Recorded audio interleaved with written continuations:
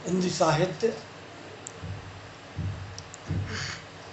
विषय पर मैं अपना व्याख्यान प्रस्तुत करता हूँ।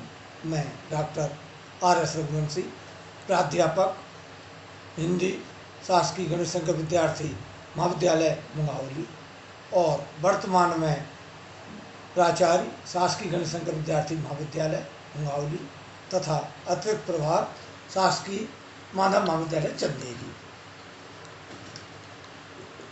इन महाविद्यालयों में मैं स्नातकोत्तर एवं स्नातक स्तर पर हिंदी विषय के छात्र छात्राओं को अध्यापन कार्य संपन्न कराता हूँ। हिंदी विषय की गरिमा विश्व विख्यात है। हिंदी का अपना विशेष महत्व है। हिंदी की अपनी लिपि है। हिंदी की यह विशेषता है कि इसमें जो बोला जाता है वही लिखा जाता है। ऐसा अन्य किसी लिपि में नहीं है। इसलिए इस लिपि को वैज्ञानिक लिपि कहा गया है।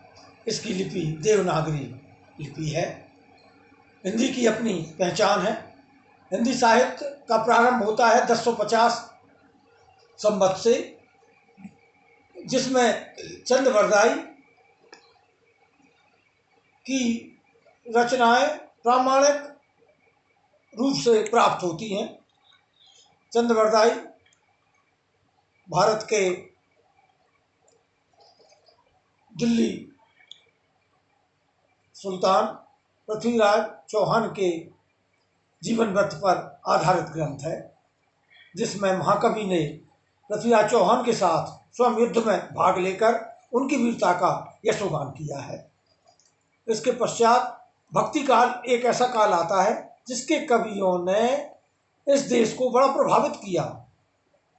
कबीरदास, जिनकी रचनाएं वाह्य आडंबर का विरोध करती हैं, लोगों को भक्ति मार्ग में लगाती हैं और सांप्रदायिक सद्भाव का प्रचार प्रसार करती हैं।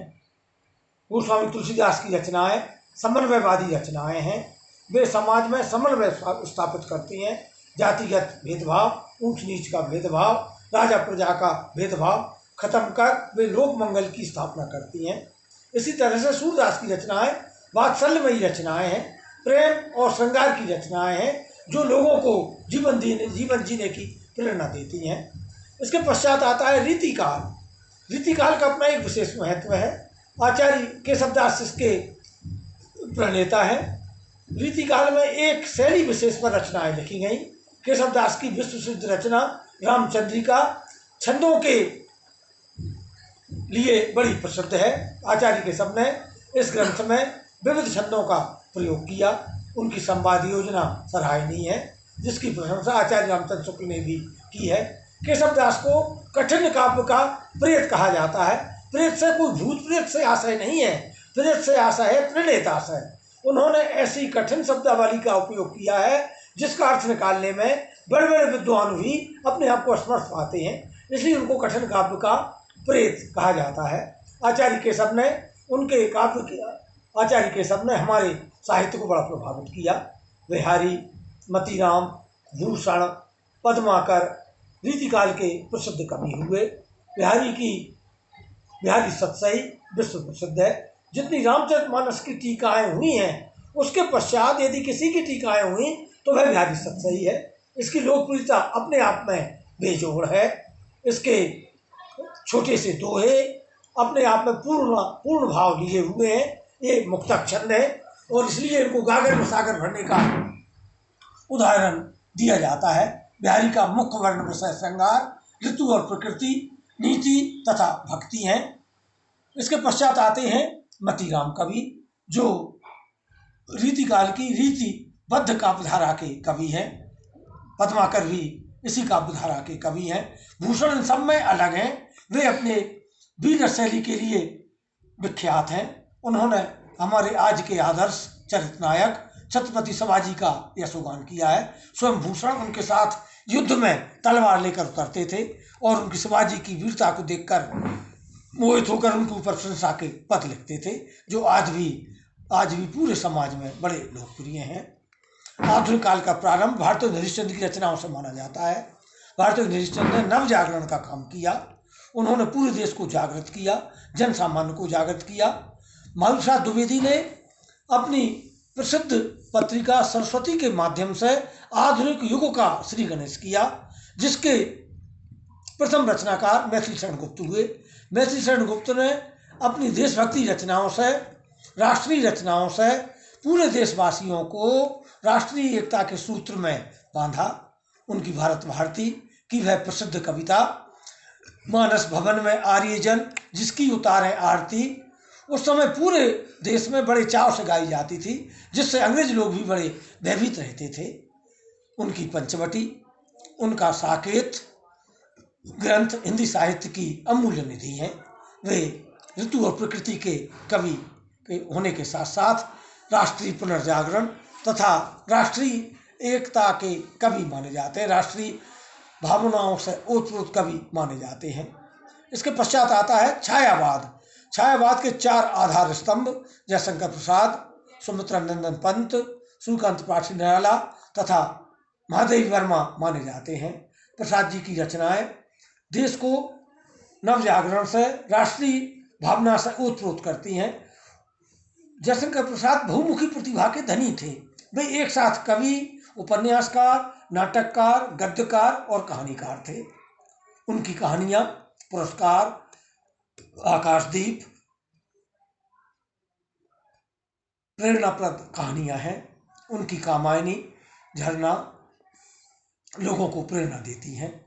कामायनी में उनका जल प्लावन का दृश्य आज के युग में बड़ा प्रासंगिक है।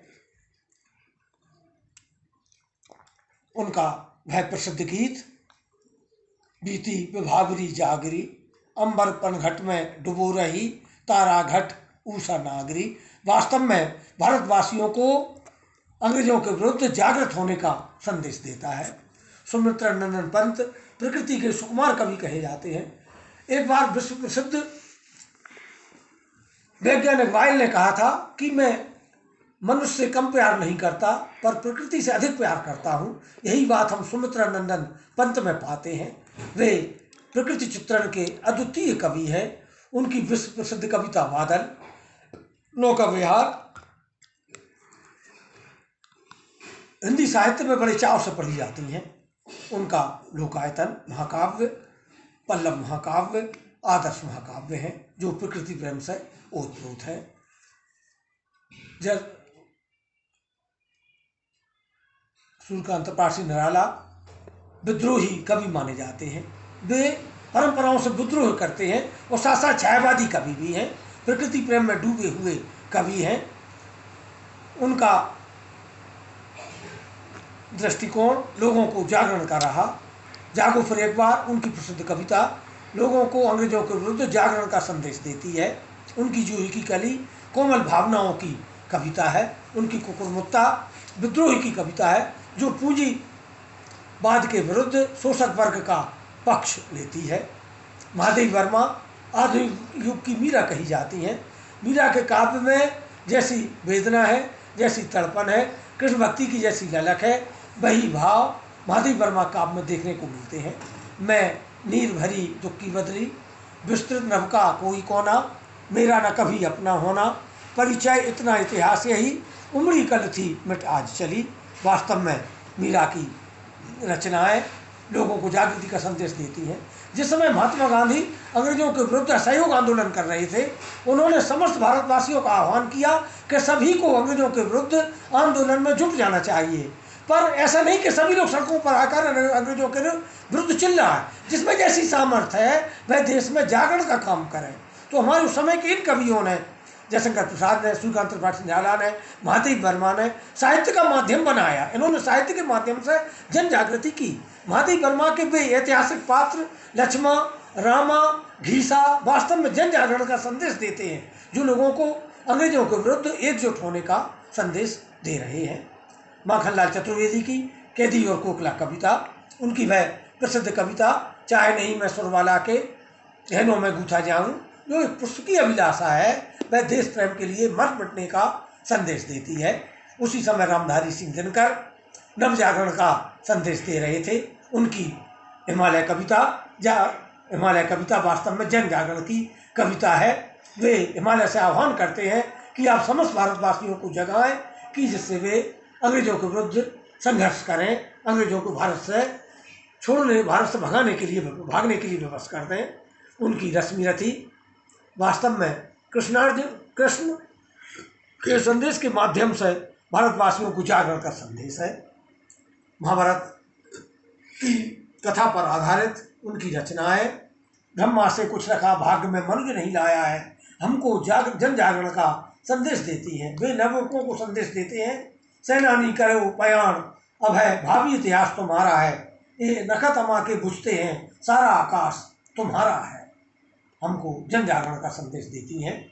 आगे हमारे अन्य कवि हुए। तार सप्तक का प्रकाशन होता है 1942-43 में।